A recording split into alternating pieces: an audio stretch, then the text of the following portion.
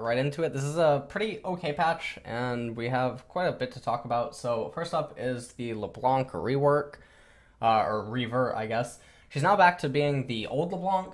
I do think that the older LeBlanc was a lot harder to manage. I think that it's actually a little bit more obnoxious than the current LeBlanc, so I'm completely okay with the revert going through. I think that a lot of players are actually going to be really excited about this. Some people might not like it if they actually enjoyed the previous LeBlanc, but I think for what it's worth, this LeBlanc is definitely a much better version, and I think that she fits in where the old LeBlanc didn't in some particular matchups and team compositions, and so not really going to say that I'm going to be missing the previous rendition of LeBlanc. Ahri change. This is a little bit interesting. She's now made to feel a little bit more assassin-y, in the sense that obviously she gets a lot of buff now if she manages to land her charm and dealing her combo out to you. The one big change, obviously, is that she no longer gets the movement speed from Q, so it's easier to manage her during laning phase. It's also easier to get onto her. This can obviously play effect, or it can play a part later on into the game, especially in mid-game, and not having that movement speed is going to be kind of big. This is essentially irrelevant right here. The sustain inside of the lane, you'll feel it a little bit, but I don't think it's going to be that impactful at all. Passive, Ahri earns 2 spell hits against an enemy champion within 1.5 second period. She gets 20% movement speed for 3 seconds. So this requires her to be in range to hit you, whereas the old Q, she used to be able to just use it to run away, or she used to be able to use it to reposition if she needed the MS for something, or if she was trying to run to a team fight, she could throw it behind her to increase. But all in all, turning her into more of an assassin-based champion, I think is probably going to be really healthy for her right now. I think that obviously it rewards better players that are forced to hit the charm, and I also like the change that they did to the Foxfire that with the auto attack and the priority and all that good stuff. So far, LeBlanc change and Ahri change I think are quite good. Now, when you do consider what the mid lane meta is right now, though, you have to wonder exactly where does Ahri fit into that, and then if Ahri does fit into that, what sort of champions end up coming back into the meta. When you look at also a lot of the champions up in top lane, or you look at the 80 carries currently in the game, you have to ask yourself, is Ahri actually even that good? And I think that the answer is no.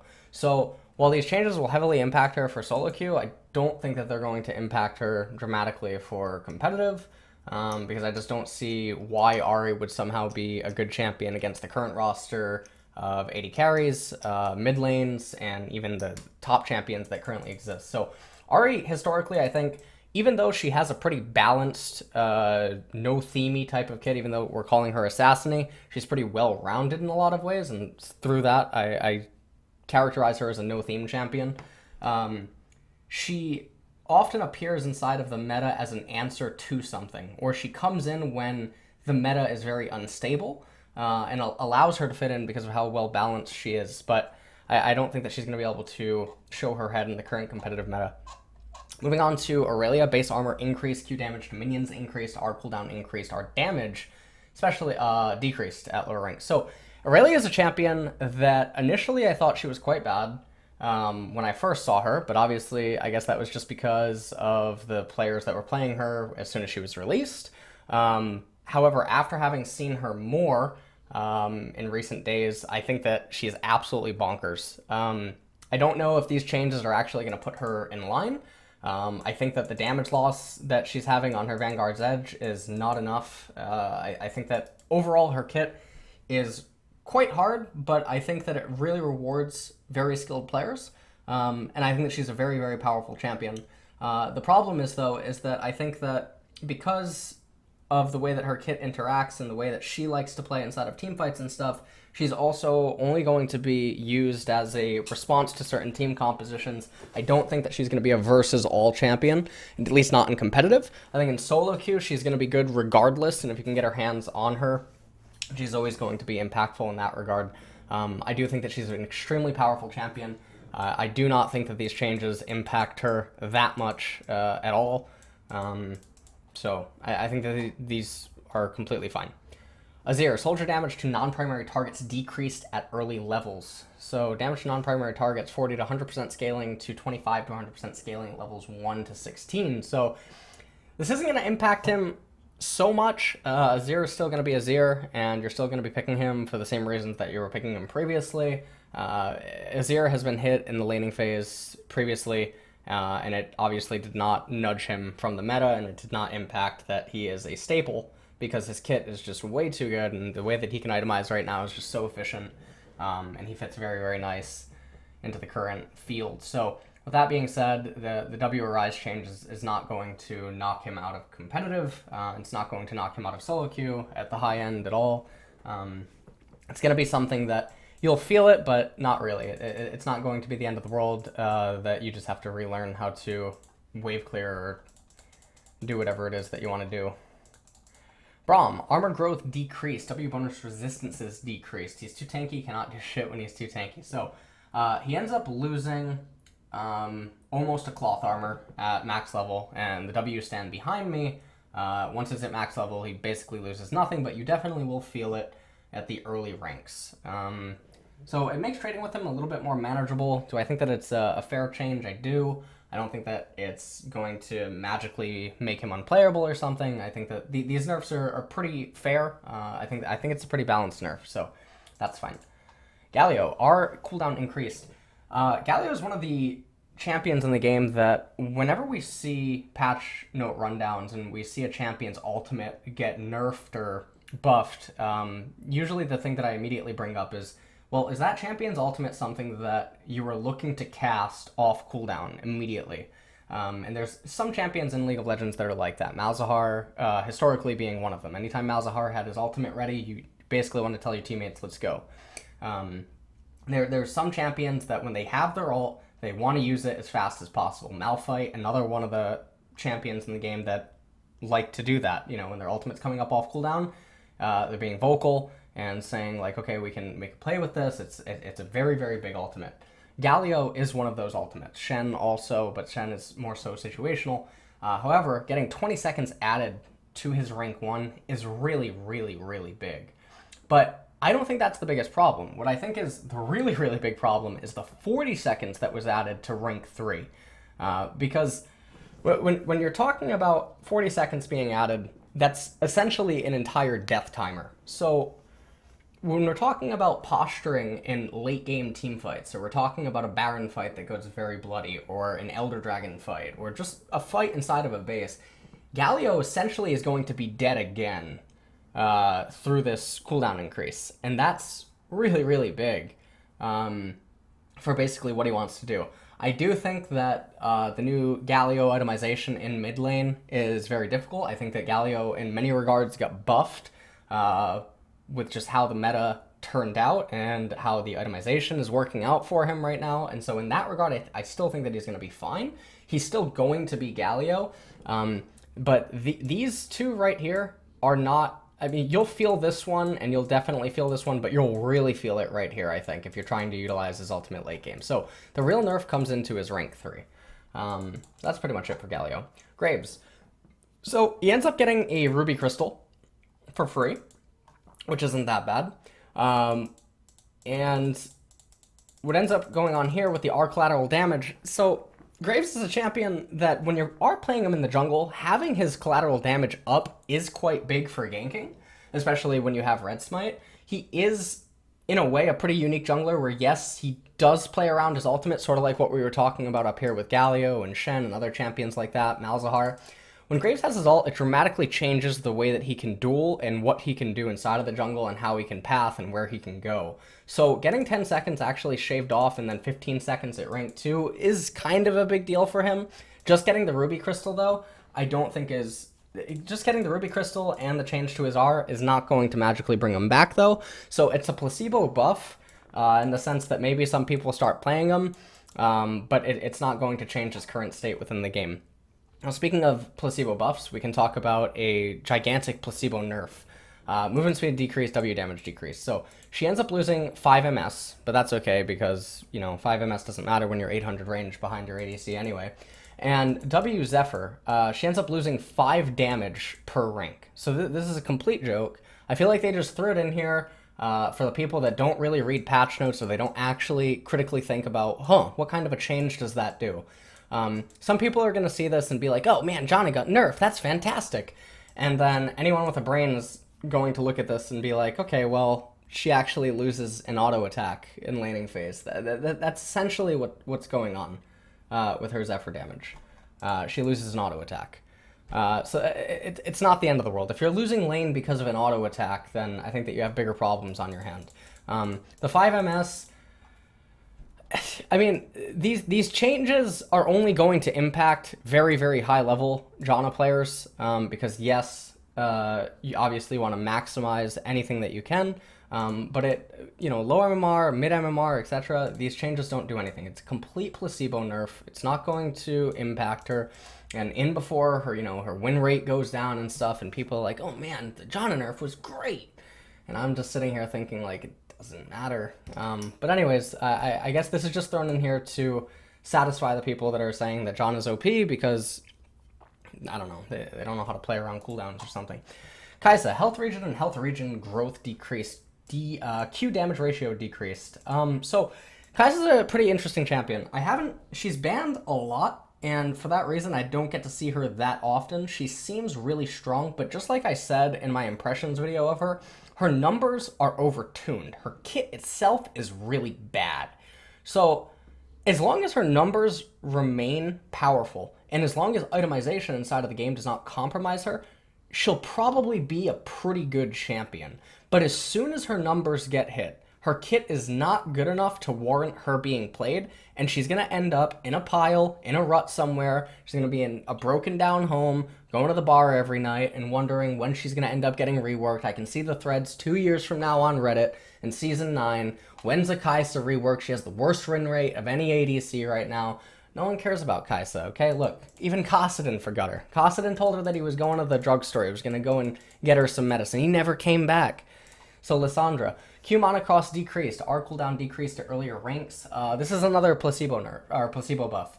Having the 10 mana off the Ice Shard, I mean, you'll feel it. You'll probably end up getting a free Ice Shard cast in lane. Is that magically going to make you win the laning phase? No. R Frozen Tomb. Lissandra's ultimate, kind of like Malphite's. So having 10 seconds shaved off at 15 seconds at rank 2, that's okay. Again, though, is this what's keeping Lissandra out of the meta? Absolutely not. Lissandra has way bigger problems right now with her itemization, the way that she ramps, her impact inside of the game, and the way that she fits into the mid lane meta, and the way that she can interact with the other lanes. That's what's keeping her out.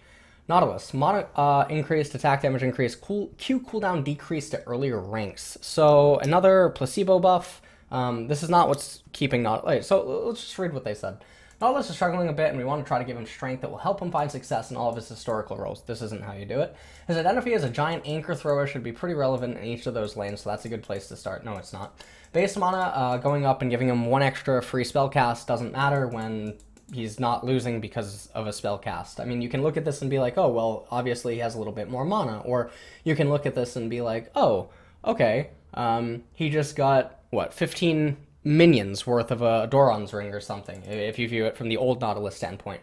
The base attack damage going up, maybe he gets in an extra 20-25 damage now in laning phase. If you were to play him top lane, are you going to lose the game over that? Absolutely not. Q dredge line, 18 to 18, starting now at 14. 4 seconds shaved off it. I mean, that's kind of big.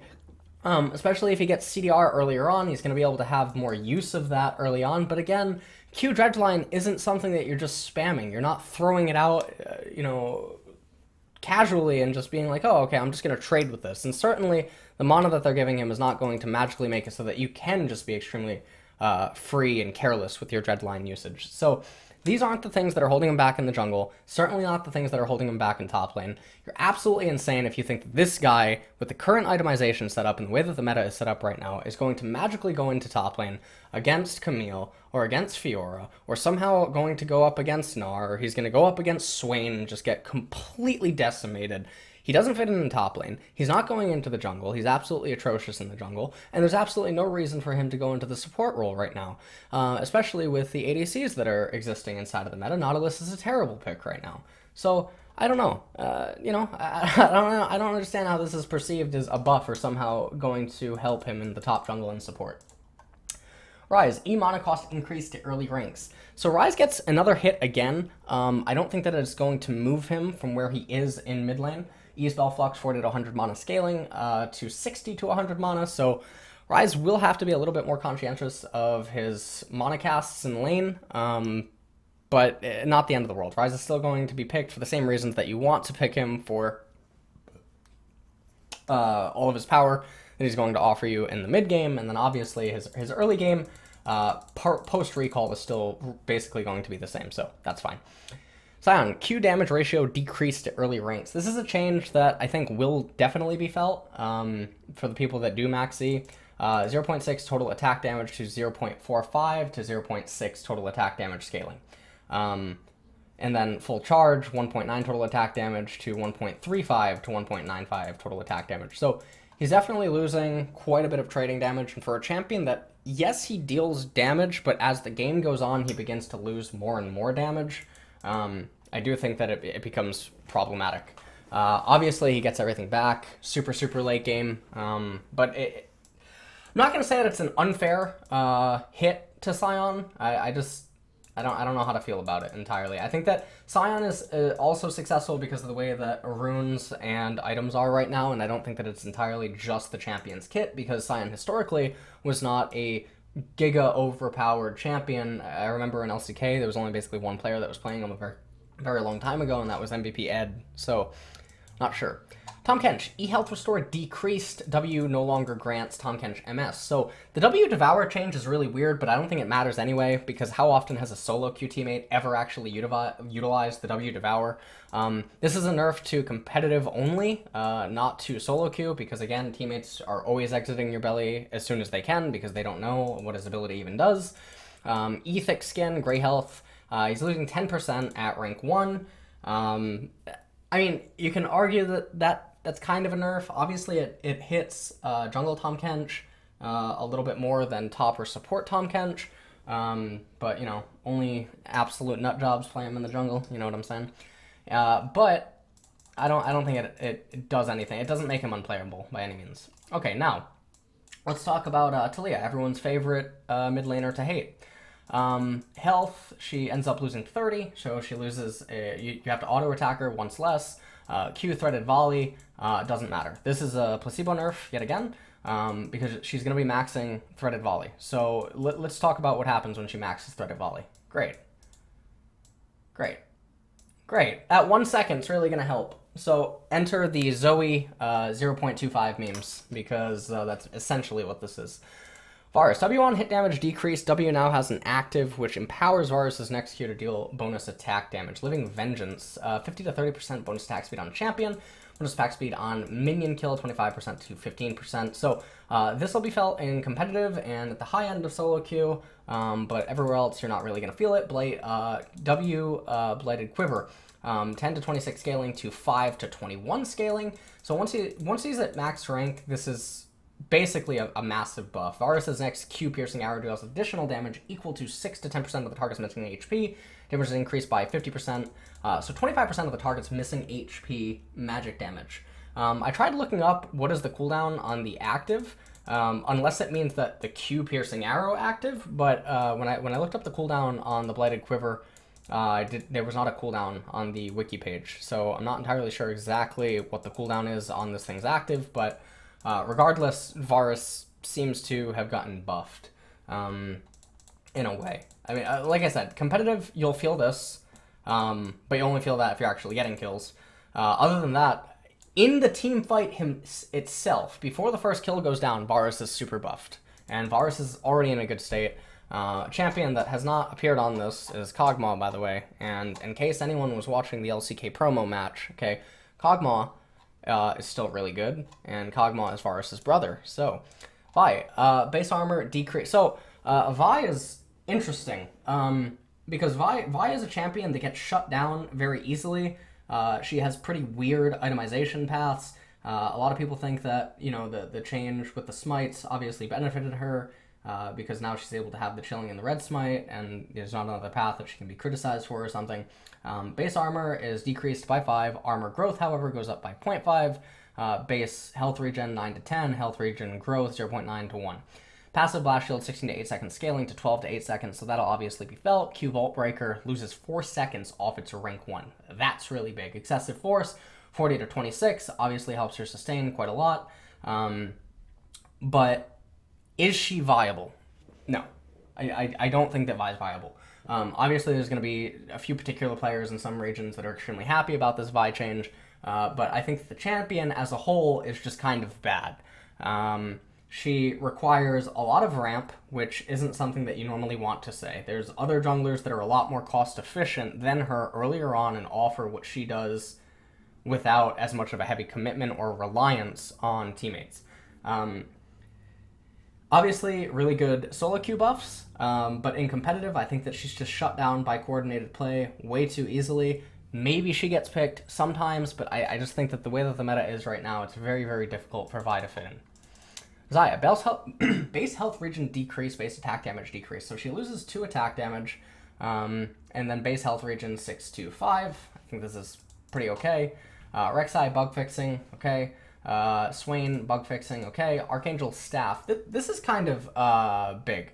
Mana ability power conversion, 3% to 1% unchanged on Seraph's Embrace. So you really have to get to Seraph. So I think that it incentivizes you not to just rush into Archangels and just hold the tier until the tier is very high up on its charges, and then you just transform it. Maybe it's like 600 or 650, but then obviously the argument arises that maybe you just want to complete it into Seraphs faster, and thus it reduces some of the power spike. But for the most part, I think it's fine. I think I like this kind of a balance change. It's a nerf, but not really a nerf. Lethal tempo attacks bonus increase. That's great.